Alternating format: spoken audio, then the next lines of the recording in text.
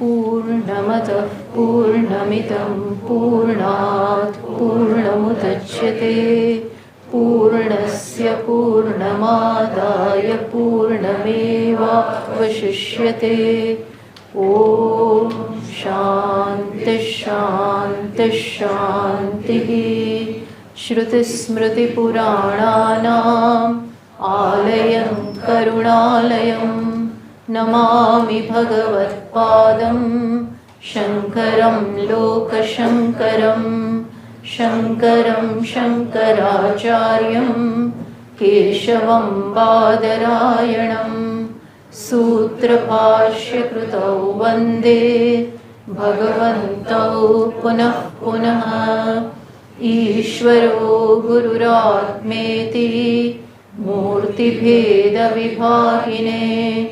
व्योमवद्व्याप्तदेहाय दक्षिणामूर्तये नमः। So far what is seen is that, as Bhashyakara writes here, atra adyena mantrena, beginning from the first mantra, sarveshana parityagena jnananishtha prathamo jnananishtha ukta prathamo vedartha. What is the pratham? What is the prime or the first or the tatparya of the Upanishads? What is that? Jnananishtha. One should have abidance in the knowledge, and knowledge has been already taught. What is it? That everything is Ishvara. May you look upon everything as Ishvara. This is prathamo vedartha. This is the first teaching, primary teaching, principal teaching of the Upanishads, Veda. Then second one is, for those who are not capable of this, for them karmanishta ukta, karmanishta ukta, dvitiyo vedartha. What is the second teaching? Is devotion towards karma. Karma performed with the attitude of self-offering, be a contributor and not a consumer. So that is the second principal teaching. First is jnana, then second one is karma. But karma, not just karma. Karma performed with a certain attitude. So this is the main teachings of the Upanishad. Then now a different set of mantras are beginning. That is mantra beginning from 9 to 14. They are very interesting in as much as in this the meaning of the second mantra is elaborated. The meaning of the second mantra means performing karma with the attitude of offering. Now here in this mantra it is said that may you perform karma. Now karma is performed at 3 levels. One is at the physical kaika, then vachika at the level of speech. At the level of body also we perform karma, kaika karma, then vachika at the level of speech, stotras and mantras and sankirtan and all that. Then third level, at the mental level, manasa. So manasa karma is performed at the level of the mind also. So now second mantra talked about performing karma in the spirit of offering. Now here what is being told is that there should be both place for both karma as well as upasana. So karma is performed at 3 levels. Out of that, in the kaika will come karmas performed at the level of body as well as speech. Then karmas performed at the level of mind will come in manasa karma or upasana. So in the beginning itself I will tell you that Upanishad wants us to have judicious combination of both karma as well as upasana. Karma performed at the level of body, that there should be place for that also, and karmas performed at the level of mind, that is upasana, that is worship. Both this should have equal place in our life. This is expounding the meaning of the second mantra. Those who are already abiding in the Atma, not for them. They may, but it is voluntary. But for the others, it becomes mandatory. Sort of, that is what is being told. So now, keep this in mind. And now we will read mantra number 9. Andantamah pravishanti ye avidyam upasate tato bhuya iva te tamah yau vidyaya gumrataha. See, what is the, now you have to pay attention, because these mantras are quite confusing. Inasmuch as if you give the standard definition of certain words that are used here, then you will have no meaning, or rather you will wind up having contradictory meaning. It will contradict the meaning of the first mantra. So here the meanings of certain mantras are to be understood, certain words. See, so first line says Andantamah pravishanti ye, the word that avagraha is there, which means a is hidden there. Ye avidyam upasate. So ye means those who upasate. Upasate means those who worship.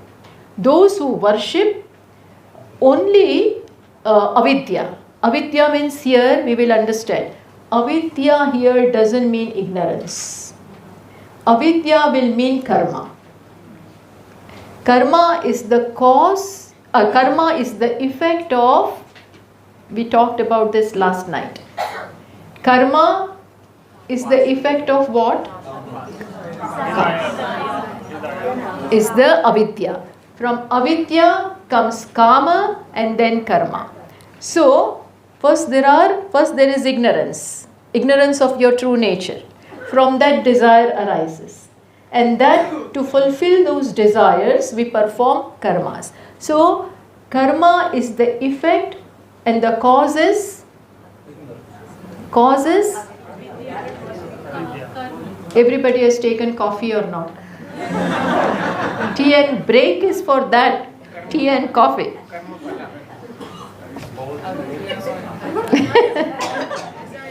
See, understand, remember, what is first? Avidya, then kama, then karma. So what is the cause of karma? Kamana and avidya. But first cause is avidya, ignorance. From that desires, and from that karmas. Understood? Karma is manifestation of ajnana. Now don't ask me, a man of knowledge will also perform karmas, but that will be out of his knowledge. He blesses the society by performing karma out of his knowledge. We are not talking about that just now. What we are talking about just now is that from ignorance comes karma. We are skipping one point, kama. From avidya, kamana, and from kamana, karma. So what is karma? The effect of the cause called avidya. Avidya is the cause and karma is the effect. Now here, see, the word avidya is used. Those who worship avidya, they go to Andantamah pravishanti. They enter into blinding darkness. It is said that those who worship avidya, that is ignorance, goes to blinding darkness. Andantamah. Andan means darkness. And tamaha means darkness. And andam means blinding darkness. Now, to make some sense out of this line, we will have to, Bhashyakara interprets avidya as karma. So, avidya means those who worship karma. Worship karma means they are totally devoted only to action in life, only to pravrutti. That pravrutti may be selfless, that may be selfless, but they are performing such pravruttis, such actions, avoiding other things, at the cost of other things. Other things are ignored, and they are from morning to evening just devoted only to performing actions. That may be social service also, that is okay, but just devoted to this. So Upanishad says they fall into darkness. I'm going to explain. But first the point is that for karma, the word that is used is of the cause. Avidya is the cause. So to denote effect, the word that is used is of the cause. From avidya, kamana and karma. So avidya is the cause. But here Upanishad wants to talk about karma. That those who worship only karma, those who perform only karmas. So this karma is really what? Effect or cause? Effect. Effect of the cause called avidya. So here cause is used. The word of the cause is used. But to mean what? Effect. To mean the effect. Just keep this in mind. That the word avidya stands for the cause of karma. But Upanishad could have written those who worship only karma. Ye karmani upasate. Upanishad could have written. But instead of that, Upanishad writes the word avidya. Avidya is the cause from which karmas come. So we must understand that here what is meant by avidya is karma. Just keep this in mind. Then further, tato bhuya ivate tamaha ya vidyayam rataha. And those who are rataha, those who are given only to vidya. Now here vidya means upasana. But supposing we interpret the word vidya as just vidya, Brahma vidya. Suppose as the word goes, if we literally, verbatim, if we take the meaning of vidya, then it means knowledge, Brahma vidya. But the rest of the words say they enter into more blinding darkness. So how can that be? Those who are given to Brahma vidya are entering more or bigger darkness. Now that contradicts the meaning of the which verse? First verse, which said that may you have this knowledge that everything is covered by vidya. So it contradicts, and therefore Bhashyakara interprets the meaning of the word vidya as not Brahma vidya. All this you should write down. Otherwise in the evening you will ask, what is vidya and what is avidya? Understand this well. Write it down in your pamphlet only, in your copy only. First line avidya means karma, and second line vidya means not Brahma vidya, but what? Upasana. Upasana. Why? Because see, these are the meanings not given out of fancy. Bhashyakara knows the entire Shastra in and out.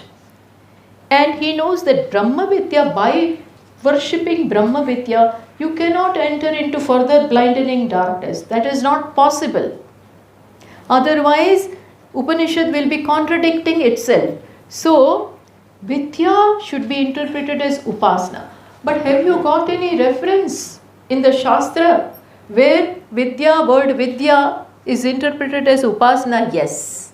There are passages in the Shastra where the word vidya is also used for upasana, for meditation. And meditation, not nididhyasanam which we are doing.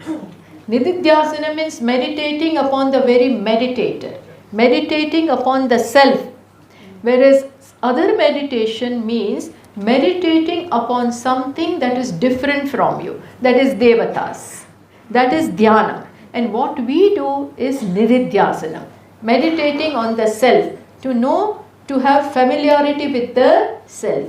That is not the meaning here. Here it is said that those who are given, those who are totally devoted morning to evening just to meditation upon the Ishvara. Ishvara means again not Brahman but Devatas, small Devatas having some powers. Those Devatas, if you are just given to meditation upon that only at the exclusion of karma, at the exclusion of performing your duties, you just from morning to evening do this, then you enter into further or more blinding darkness. Now why is this said? Why is this said? Because there is a reason. Now understand that andantamah pravishanti ye avidyam upasate, those who are given only to performing this.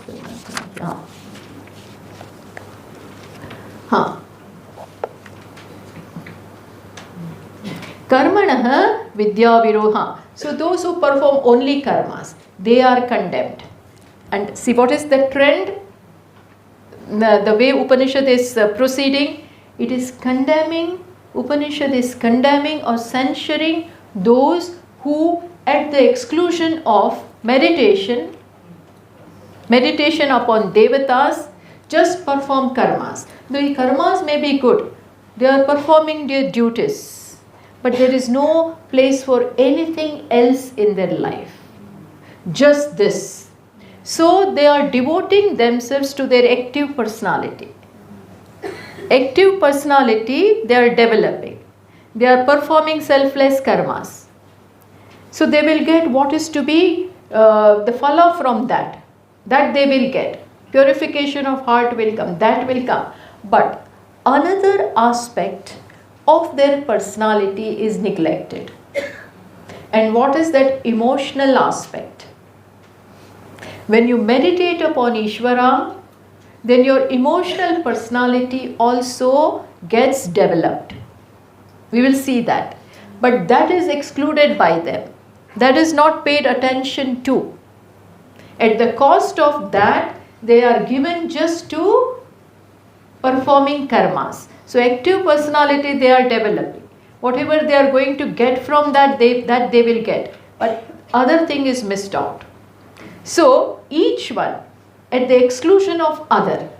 Which each one? Karma and upasana. At the exclusion of the other one are condemned. See the way Upanishad is going. Why? Because both have to give some result. Both karmas have to give a result. Upasana has to give another result. So you miss out the other one when you just are devoted to one. Like our child at home. There are two children, two brothers.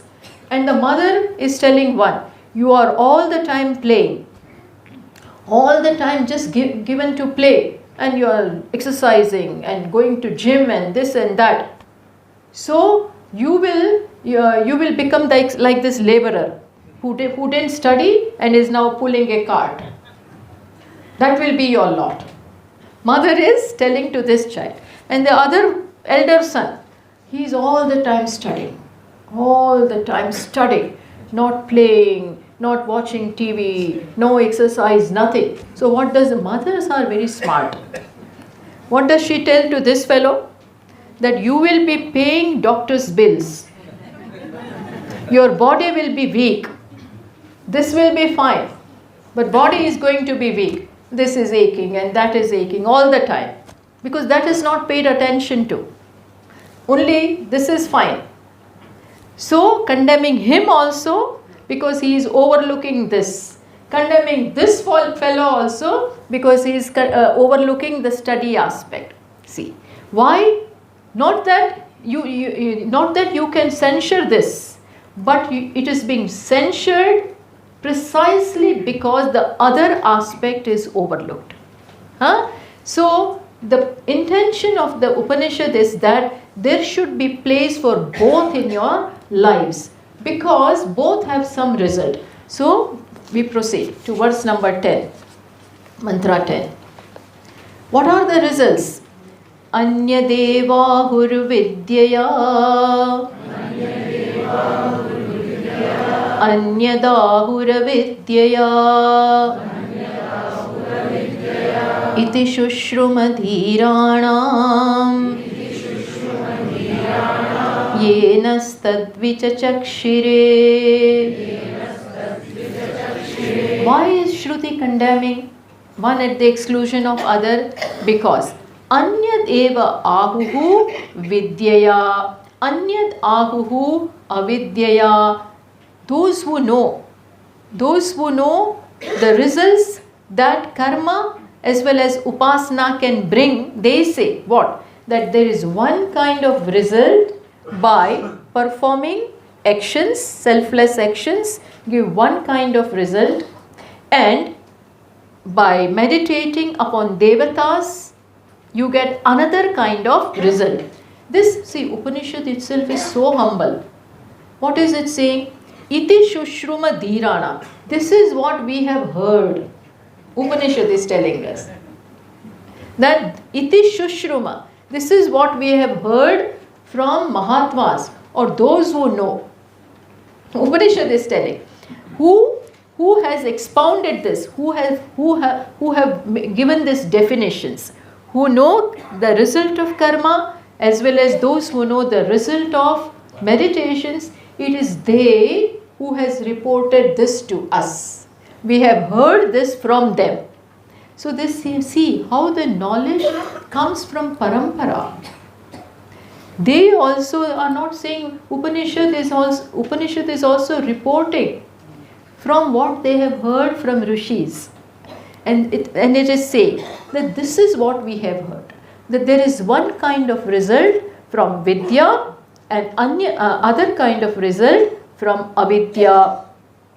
What is the result of anya deva ahuhu vidyaya?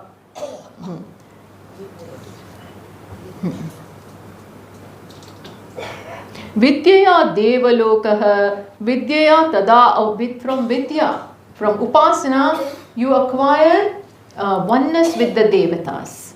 You, if you so wish, you can go to those realms. Say, supposing you are worshipping Krishna or Vishnu, then you go to Vaikuntha and things like that. Here, that kind of result is given.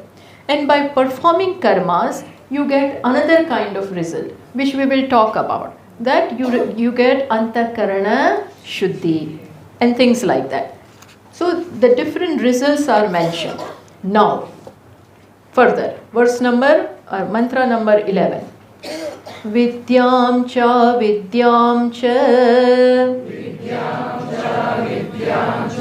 Yastad vedo bhayam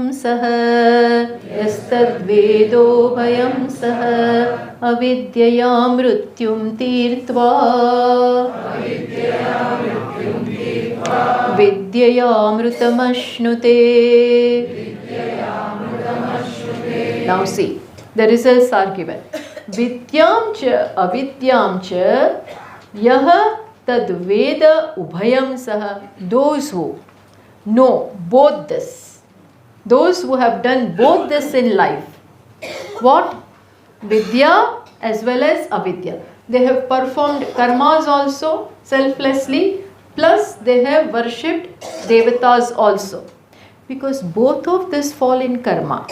In karma, kaika karma also comes and manasa karma also comes. So you have to do both. Those who do both, what do they get as a result?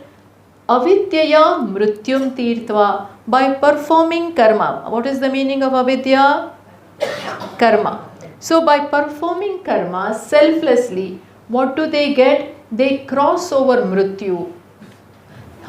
Here again, the meaning of mrityu is you outgrow your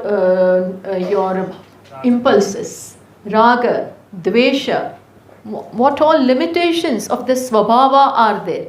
What are the limitations? Selfishness is there, then grabbing attitude is there, consuming attitude is there, there are likes and dislikes. All of them is referred here by the word mrityu.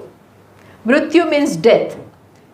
Pashikara interprets this as swabhavikam karma, and swabhavikam means out of ignorance. What I have gathered. What have I gathered due to ignorance? Ignorance creates in me that I am this body only. And automatically, therefore, the natural consequence will be that I will be selfish. Because I am this body, nothing more than this. And this is incomplete. This is inadequate at every level. So the natural tendency will be to have more and more and more, even at the cost of others.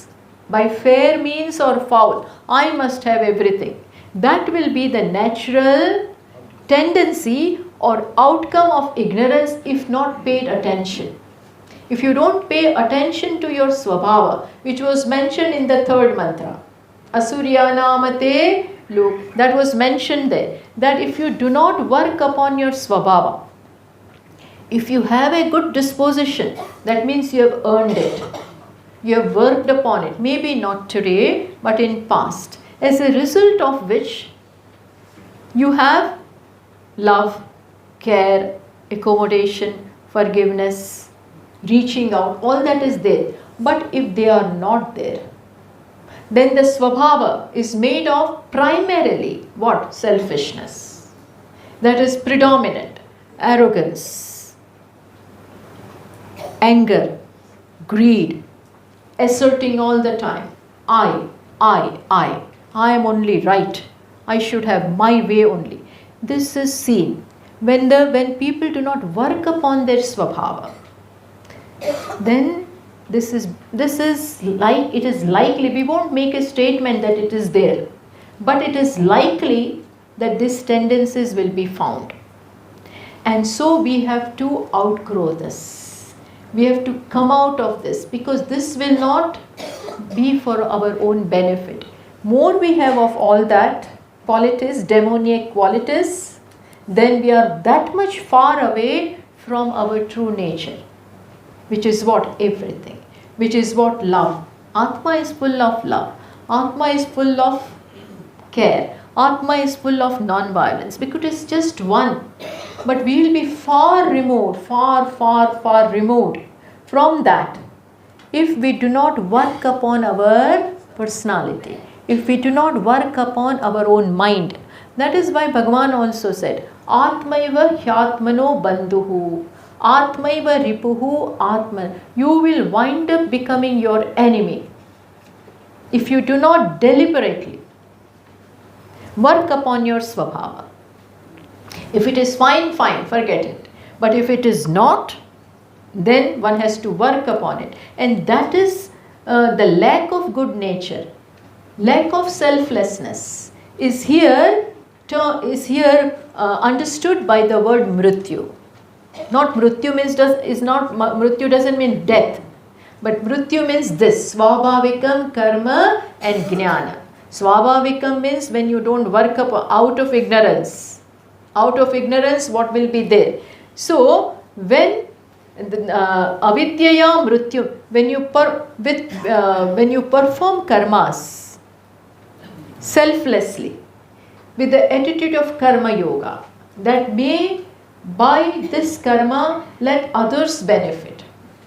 By my karma I should not be exploiting others, but helping others. The first tendency that may be due to the past habit may be of let me exploit, let me eke out the best for myself. But now the tendency is reversed. Now we are going in a different direction. What is that? Helping, contributing, sharing, and not grabbing, not consuming, not exploiting. So, avidyaya mrityum tirtva. When you perform karma in the spirit of karma yoga, yajnarth, Bhagavan says, remember, yajnarthat karmanonyatra Lokoyam karma bandhana. Bhagavan says when a person doesn't perform action out of the spirit of yajna, he is going to be bound. It will bind him. Karma will bind. When it is not performed out of the sense of yajna. Yajna there means reaching out. Yajna means performing karma for Vishnu. Veveshti iti Vishnu. When you do it for Ishvara, that as we discussed, that when you perform any karma, there are two altars before you. Which are those altars? Either ego or Ishvara. Then here we are recommended, here we are taught to perform karma for Ishvara and not the self, because the knowledge is there. I am everything. I am full. So every time I perform out of selflessness, in fact, what is happening? I am tapping upon my own fullness. I am coming closer to my own fullness. This is the result. So, avidyaya mrityum tirtva. By doing karma yoga for a length of time, you cross over mrityu. Cross over mrityu. Mrityu in the sense of selfishness and all that we discussed. This is the result of karma. Understood?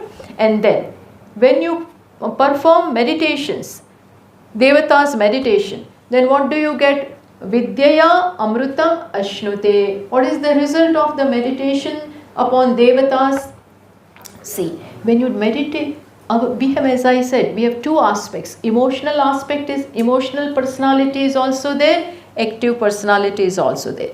Active personality is discussed and taken care of. Now we talk about the emotional aspect. See, there should be some bhakti, some devotion in our life. All of a sudden, it's not going to happen that I will be a man of knowledge. I heard and I came to know that I am Brahman. That's too far-fetched. So, we worship Ishvara, have his grace, and focusing capacity also is needed. Atma requires total attention, total focus, total concentration, precisely because it is subtle, very, very subtle. It's not that gross that you will come to know.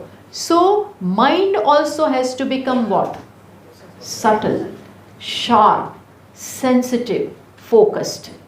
Kathopanishad says, Atma is not easy to know, but one can know when drishyate tvagraya buddhya, sukshmaya sukshmadarshivi. It can be known with a sharp, sensitive, pure, subtle and focused mind.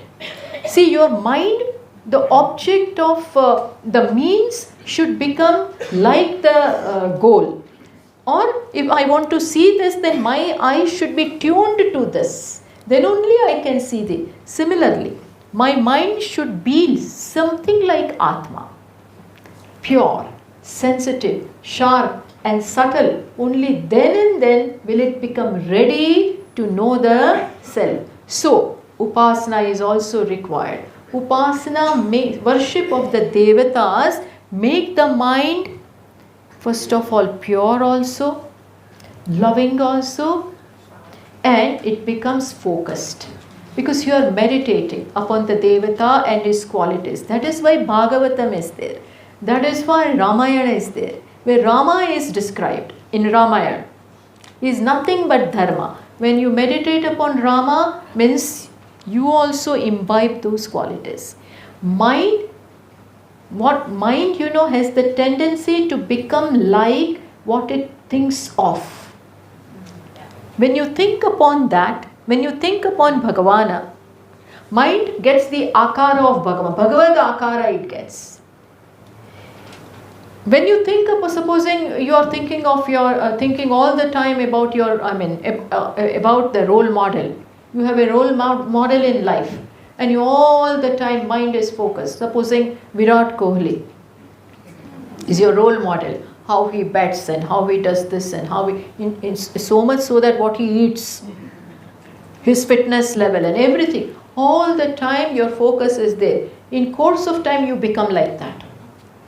Is it not right? Because my mind is focused upon him. So I will automatically imbibe those qualities. That is, bhaktas of Rama become like him. They don't look like him. But they also become what? Devoted to dharma. They become devoted to dharma. All disciplined, all compassionate. Bhaktas of Krishna become like him. That comes automatically. Saguna Brahma Vichara. Saguna Brahma Vichara means when you think upon Brahma with qualities, and Devatas are Brahman with qualities, and when you are focused upon them, then you get that. That is why during Navaratri, these bhaktas do so much of upasana of Shakti. They get Shakti. They get that. Those who worship Hanuman, they also become very intelligent.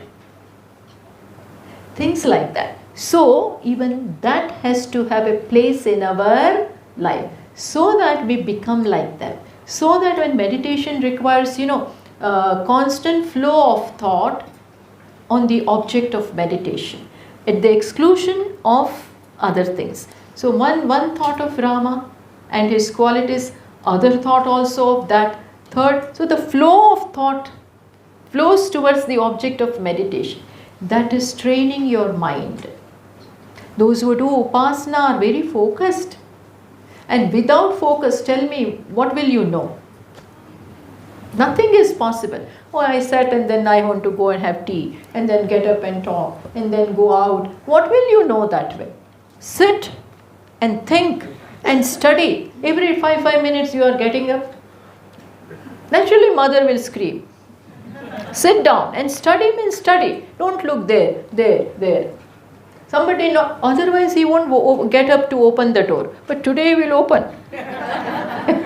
Because he is getting bored with the study. So he'll open the, Mommy, I am helping you. Forget it, I don't want your help. You just study. So this is required. Plus, your emotions are becoming mature. Otherwise, running everywhere. You become very extrovert. Sense organs are looking for pleasure here and there and everywhere. But now here only. So your emotions are, deriving pleasure, a higher kind of pleasure. Lower can be given up only when we begin to like the higher thing. Meditation enables you to do that. Otherwise people complain, we study all this, but there is no vairagya. How will it come? Mind wants rasa. Mind wants rasa and happiness. Now I give up the rasa from gulab jambu. But then I must get it from somewhere else. If I don't get it from elsewhere also, then I am nowhere. Neither here nor there. That is the situation that happens. And then all problems begin. So, meditation is also required. Plus you require grace of Ishvara. He will make the difference between success and failure. It is He who can do that. So there should be Ishvara in your life. That is why Shruti wants that manasa karma in the form of upasana also has a place in our life. So, that is why both these are recommended. No, I just do karma. Some people, I am a karma yogi. Means I will die doing karma. You may do that. But do this also. Because otherwise that personality will develop. But he can't focus. He has no good qualities other than that. So this must also develop. And some people just do this morning to evening, puja, and this and that. Sacrificing other things at the cost of other things. That also doesn't work. Then you don't get favor of others. You don't get, because you neglect them. You neglect others. Just given to this. No. When you want to become mature, when you want to become ready, then whatever karma has to give, that also you derive. And whatever upasana has to give, that also you take it.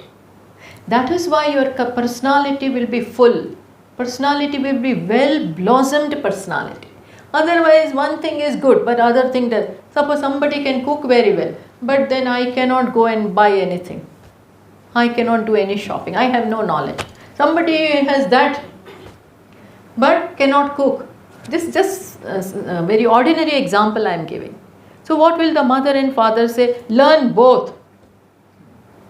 I have never paid attention to any finance, and now suddenly all of a sudden a woman finds herself alone, doesn't know anything. She has cooked all her life, taken care of this person, but now he is gone. Supposing, I'm just saying, these are the practical things in life, and then now she doesn't know anything.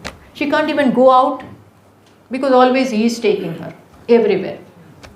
And husbands are also such, sometimes, no, don't go alone. Hurry, let her learn. Let her learn. You understand what I am saying? So there should be everything in life, little by little. At least you should be able to manage, derive best from everything. Because you have a long way to go. You have a long way to go in terms of knowledge. Everything has its place in life. Learn from it. Learn from it.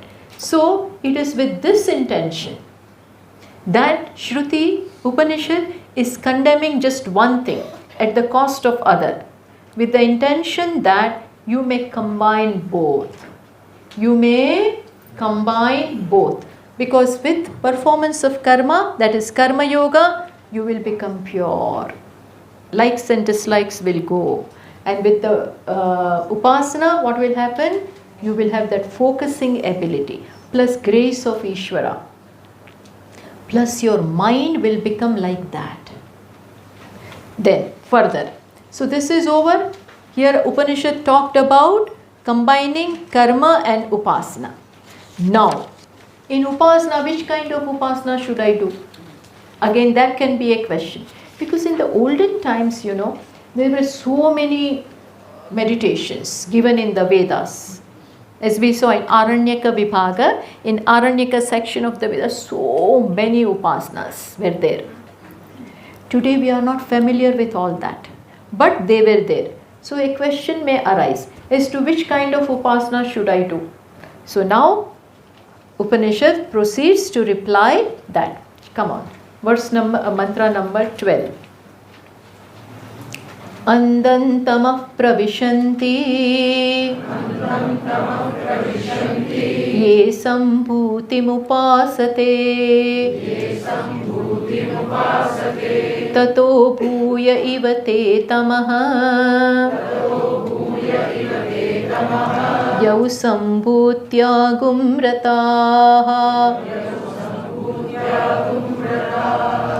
Now see, again, same trend is there.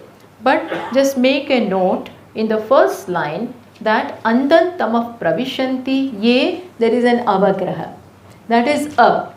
So, ye asambhutim upasate. While chanting, we cannot chant a because that will one letter will be more.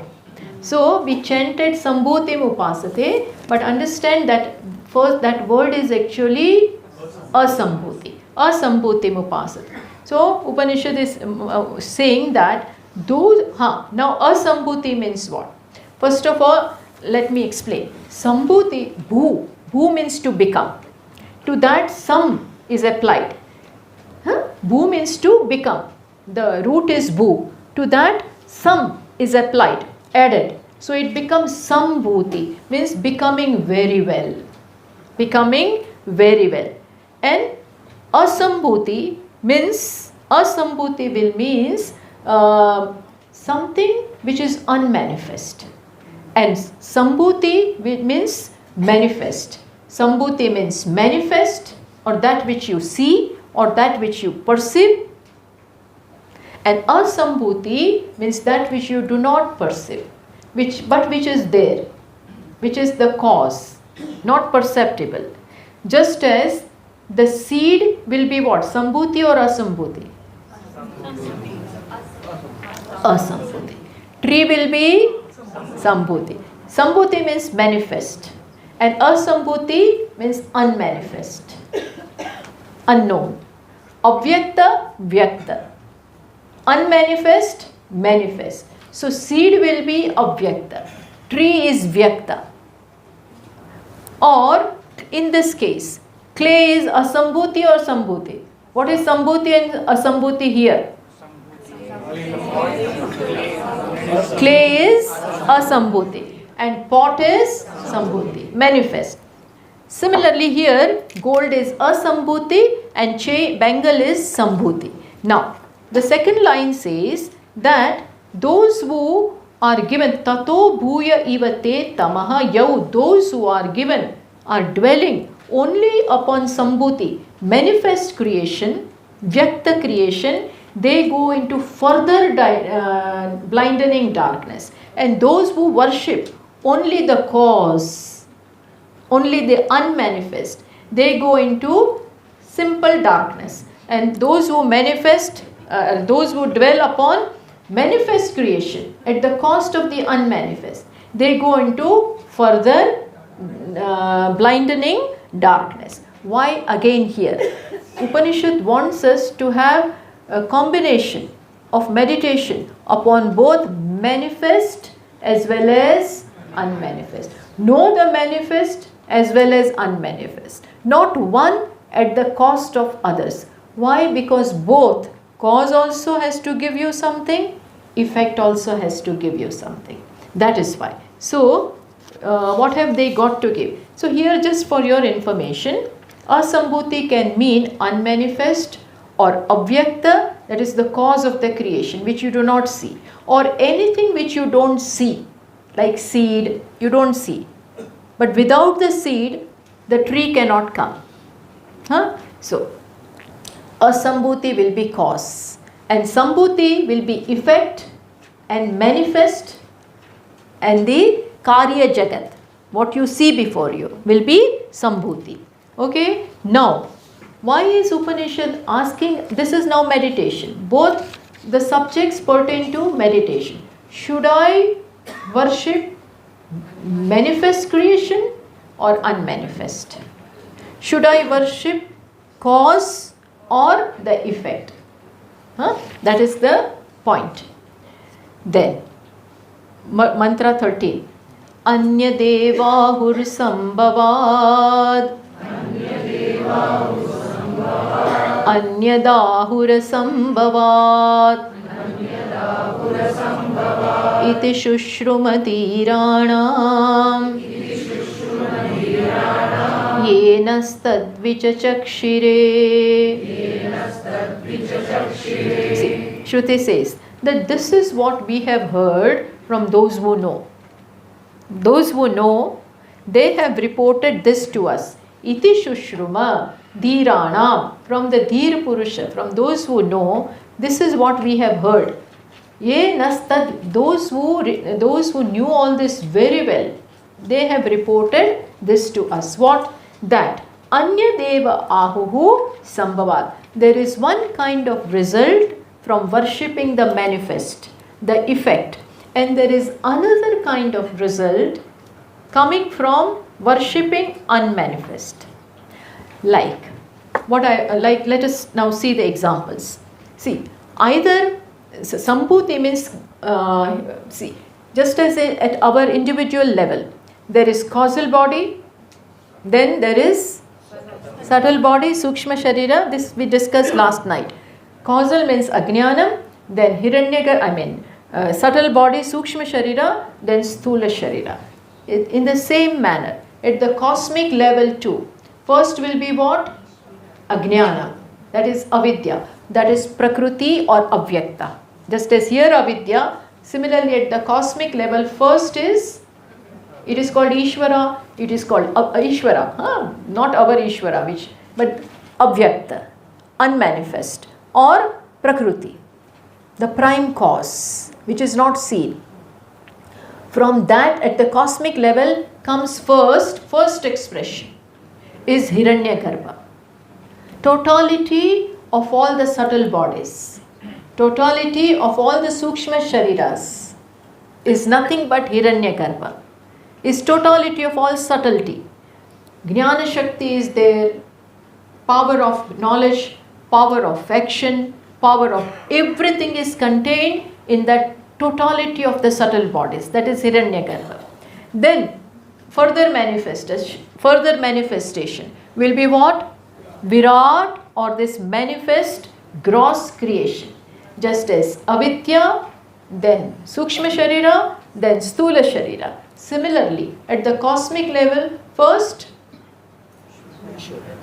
Avyakta. Let us call Avyakta here. Avyakta or Asambhuti.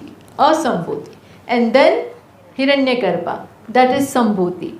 And further Sambhuti will be Virat. See, this is how it is. So now, here Upanishad says that by meditating upon Sambhuti, the manifest, there is one kind of result. By meditating upon, first is manifest. By meditating upon the manifest creation, there is one kind of result. And by meditating upon the unmanifest, that is the cause, there is another kind of result. What are, see, examples of we may now, in the olden days, they used to meditation upon asambhuti, that is unmanifest, would be, they would meditate upon prakriti, that is Maya, just Maya. Those kind of meditations were there. Today nobody can do all this, but they used to do that. So they are totally with that. So as a result, they will merge with that. Let us read second mantra. There it is given. See, Sambhutim cha vinasham cha yastad vedo bhayam saha vinashena mrityum tirtva sambhutya amrutamashnute. So now let me first clear the grammatical points here, because see, here the first word is Sambhuti, but there you add a. There you have to add a, because the grammatical meaning is the last word. Don't worry too much about this, but just for your knowledge I am telling you, the last word of the verse of mantra 13, last word, everybody look into your books. The last word of mantra 13 is Vichachakshire. There is A in that. Now, according to grammar, when A or O is followed by a, when A or O followed by a, which is actually there in verse mantra number 14. First letter is a. Actually, what you read is Sambhuti. But what is hidden there is a. So the real word is asambhuti. Asambhuti. But that a has got elided. It has gone away. Why? Because there is the rule that when A or O followed by a, when A or O is followed by a, then this a goes away. This is the rule. That is why here you don't find in mantra number 14, you don't find what? You don't find, but you add it. You add it. So asambhutim cha vinasham cha yastad vedo bhayam saha. Then vinasha means, write in a bracket over there, vinasha means sambhuti. Vinasha means sambhuti. Then mrityum tirtva, meditating upon sambhuti, that is manifest, you cross over mrityu. That we will understand. Then after tirtva, there is avagraha again. So the word is asambhutya amrutam ashnute. Got it? Got it? In the second line, after tirtva, the word which you find is sambhuti, but add a over there. That is hidden. Avagraha is there. So the line will be Vinashena Mrutyum Tirtva, where Vinasha means Sambhuti, manifest. And then you add a. So the meaning will be Asambhutya Amrutam Ashnute, which means by meditating upon unmanifest. By meditating upon unmanifest, you gain immortality. And by meditating upon Sambhuti, that is Vinasha, you cross over the death. Now let me explain. Don't worry, I will take today. Otherwise, I cannot. So I'll take 5 minutes more. I hope you all permit me, because I will leave this off. So now see, by meditating upon the unmanifest, what do you get? There is a result. What is the result of meditating upon Asambhuti? That you get merged with the cause of the creation. Prakriti Laya. This used to be there, and rishis used to meditate, and that is why they are meditating and they go in samadhi for years together. That is why we hear, that this Mahatma is 500 years old and many years old, but they are all the time in samadhi. Shivji himself is all the time, Lord Shiva, you see him meditating. Nirvikalp. Sometimes it can be laya, merging with the cause. Just as in sleep, what happens? Last night we discussed. That is what Swami is talking about in Brihadaranyaka Upanishad. In sleep, you are totally one with that consciousness, because mind is sleeping, sense organs are sleeping, they are withdrawn. So only what remains there is nothing but consciousness. Similarly here, something like that. Rishis, they meditate upon the very cause, that is avyakta, and they merge with it. For many, many years, long time, they remain merged with that. There is pleasure out of that. Just as in deep sleep, you are not aware, but you like it. You are not aware at that time as to what you are experiencing. But that is a pleasure. Everybody loves sleep. Similarly, those who merge in this cause, they are enjoying. They are not aware of it, but they are enjoying that. That is the result of meditating upon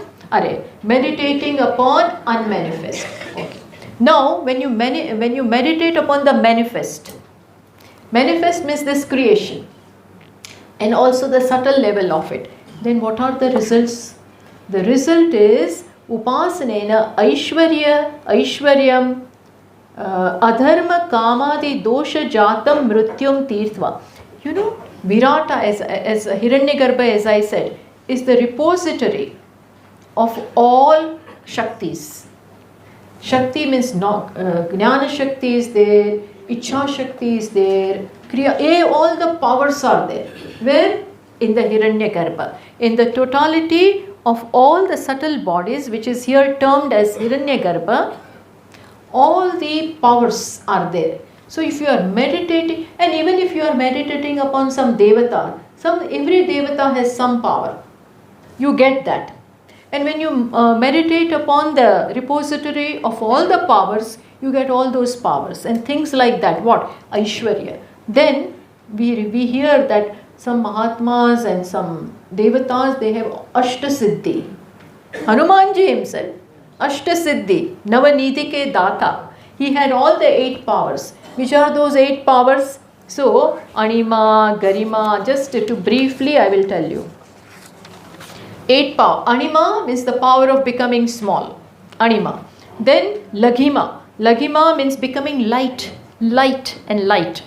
Then Mahima, becoming big. All this Hanumanji knew what to do. He suddenly became big, suddenly became light, everything he knew. Then Garima. Garima means becoming heavy. They become heavy if they need us. Then Praptihi. Praptihi means having the power to obtain anything. They can obtain anything. Then Prakamya. Prakamya means freedom of will. Now I can become small, big, whatever I want. Prakamya. Then Vashitva. 8th one is Vashitva. 7th one. subduing. They have the power to subdue anyone. So you are, if they do something upon you, then you will follow them. Vashitva. This is there, this is there. Some Mahatmas have lots of Vashitva power. I will not talk more about it. They have all of this. Then Ishitvam. Ishitvam means you are superior above everyone. So these are the 8 powers which you get if you work for it. There is no need to work for all this. So I am afraid when I talk about this, then Upanishad will remain on one side and you will start working for Anima, Garima. This sounds very attractive. So people will want to know, do this. So in brief only I will talk about this. So then when they meditate upon this manifest, then they get these powers. And when you get these powers, what happens? Your self-esteem, your self-worth increases. Because everybody suffers from low self-esteem. So they work for all this and they get it. So some Aishwarya, prosperity, all of that is there in life. That is the result that you get. And then meditating upon unmanifest, means upon the cause. Then you have that kind of pleasure of being totally merged, no worries at all, nothing at all, just that. This is the meaning, but this is something we cannot relate with in life. So how to understand this? To understand this in our current life will be that when I meditate upon unmanifest means, see, supposing in society there are 2 kinds of problems. There is lot of poverty. So some people, I'm trying to relate it with the present life. Because we are not going to meditate upon Prakriti and Hiranyagarbha, and we are not working for that. But this can mean this also, that when you meditate upon, as I said, there can be 2 kinds of problems in society also. People are very poor, uneducated. So some Mahatmas or some people, some loving and caring people, they will distribute food and blankets and things like that. That kind of work they do. That will be meditating and worshipping what? Manifest, Sambhuti. Others will think that this may solve the problem temporarily, giving food, blankets and things like that. This will be addressing their current problems.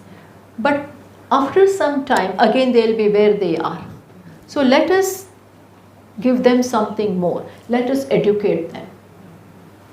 Let us teach them some job, some work, some hard skill, soft skill. Let us teach them so that tomorrow they become independent. This will be addressing what? Sambhuti or Asambhuti? Asambhuti. Others Sambhuti. So Upanishad is saying, bring both of this together. Just don't think of only teaching them. Because there are immediate problems. He is hungry. He will not be able, he is feeling cold. Where is he going to study? So give him what he needs. At the same time, don't just keep giving and giving and giving. At the same time, address the fundamental problem also. Some people are addressing only fundamental, but this fellow, like in somebody is sick and he is having headache. So every day you give some symptomatic treatment. This will be treating what? Sambhuti. But then everyday headache, everyday fever, then a good doctor will say, now you better get checked. There is some deep problem. So address that. What is it? There is also some very deep problem is there, which is manifesting in the form of these symptoms. So he will treat the basic problem, fundamental problem, that is Asambhuti. So both are needed, not just headache every day, not just giving metacin every day or dolo every day, but at the same time address this also. And this fellow is saying, I'm feeling so bad, my whole body is shivering, then give tablet also. At the same time send him to get MRI done. Understood? So address both. Address both. Not one at the cost of others. Now you can work it out in your life. That what is Sambhuti and what is Asambhuti. In our life too, address both this. Why? Because by one, you Asambhutim Vinashena Mrutyum Tirtva. By meditating or worshipping Vinasha. Vinasha means manifest, Sambhuti. You cross over Mrityu, which means when you meditate upon Devatas and things like that, then you get something in life, some concrete things in life. That is also needed. If you don't have money, little bit money is also required. A good house is also required. Some comforts are required. If I have nothing, always, my condition is very bad, then knowledge is not possible. Because I'm all the time struggling. So study a little bit, have some money, have some comforts. That will be worshipping the Sambhuti, manifest. At the same time, just don't give in to that. Work for your real knowledge also. That will be meditating upon Asambhuti. Because both have some results to give. So in short, in this mantra, last three mantras are just given to what kind of meditation should we carry out in our life. Combination of everything. See, life has so much to teach. Different areas has so much to give. So don't reject everything. No, this is not useful. If it has something to give me, learn from that. So have judicious combination of both this. First, three sets of mantras said, combine karma and upasana. And the last three mantras said, in upasana also, two kinds of upasanas are there. May you combine both. Don't always give importance to short-term problems, immediate problems. Address the fundamental. Don't just address fundamental and then you have nothing in your present life, current life. So address both. Understood? This is the meaning. Which means it has expounded upon which mantra? Second mantra.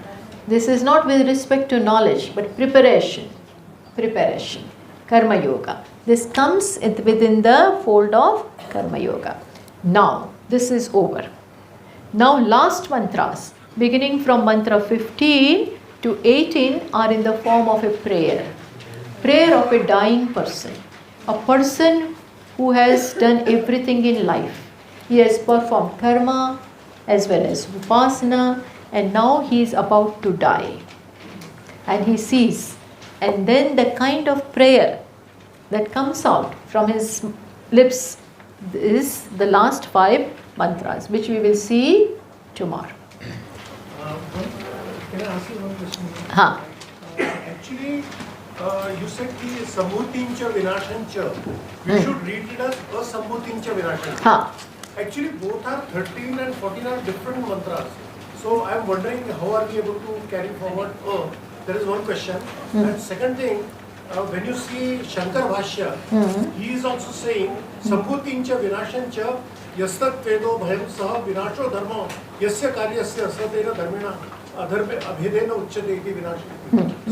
So Vinasha means Sambhuti. Vinasha means Sambhuti, Karya Brahma. Yes. So manifest creation. Okay. But then he is also starting with Sambhutincha Vinashancha. No, that he has given, thereafter he has given. And he already knows the grammar. So that is how, so Asambhuti, first word is Asambhuti. You are right, other acharyas have explained literally. That is why the meanings are not proper. Meaning of this mantras, as I said, is very confusing. Unless and until it is explained this way, meaning, then only the meaning is there. Otherwise not. So according to Sandhi, as I said, last word when is A, Chakshire was A. That you got. Separate nahi, that it used to be one. It used to be one. So it is, And even though it is the next mantra is starting, but what has gone before? Before was A. Then earlier there was no printing. They were just chanting. Teacher would chant and student would listen, and they would mug up. This came for us. Om Purnamadav Purnamidam Purnat Purnamudachyate Purnasya Purnamadaya Purnamevavashishyate. Om Shanti Shanti Shanti. Shankaram Shankaracharyam Keshavam Badarayanam Sutra Bhashya Krutau Vande Bhagavantau Punah Punah Ishvaro Gururatmeti Murti Bheda Vibhagine Vyomavad Dehaya Dakshinamurtaye Namaha. Om Shanti Shanti Shanti. Hari Om. Shri Gurubhyo Namaha. Hari Om. This happens in our life, that somebody, when in your prime time, you're just working and working, at the cost of family also, at the cost of health also. Keep on teaching, keep on studying, and then your health is also a sacrifice. Then you have to pay for it. Understood? So there should be, this is what Upanishad is teaching, that have place for this also in life. Balance, yes, balance. With this balance, can we say that balance is required between karma kanda and upasana also? Wait a minute, there is some problem.